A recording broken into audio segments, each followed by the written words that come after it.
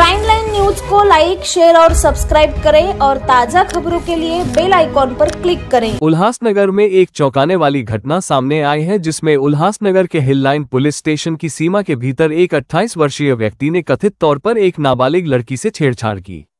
इस संबंध में hill line police station में पोक्सो अधिनियम के तहत मामला दर्ज किया गया है। आरोपी को पुलिस ने गिरफ्तार कर लिया है। आरोपी को अदालत में पेश करने पर उसे 1 दिन की पुलिस हिरासत में भेज दिया गया। 12 वर्षीय अल्पवयीन मुलगी हिचा विनयभंग केलेला आहे। सदर बाबत हिल लाइन पोलीस ठाण्यात पोस्को अंतर्गत तसेच विनयभंगाबाबत गुन्हा दाखल करण्यात आलेला आहे।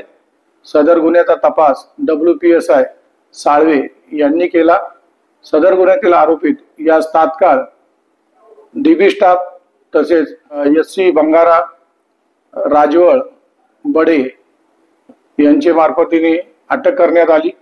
सदर अटक आरोपी त्याची 1 दिवस पोलीस कस्टडी रिमांड घेण्यात आली। सदर रिमांड घेतल्यानंतर आरोपी त्याचा रिमांड दरम्यान तपास पूर्ण करण्यात आला आणि सदर आरोपी त्याच्या विरुद्ध 24 तासाच्या आत माननीय न्यायालयात दोषारोपपत्र दाखल करण्यात आलेले आहे।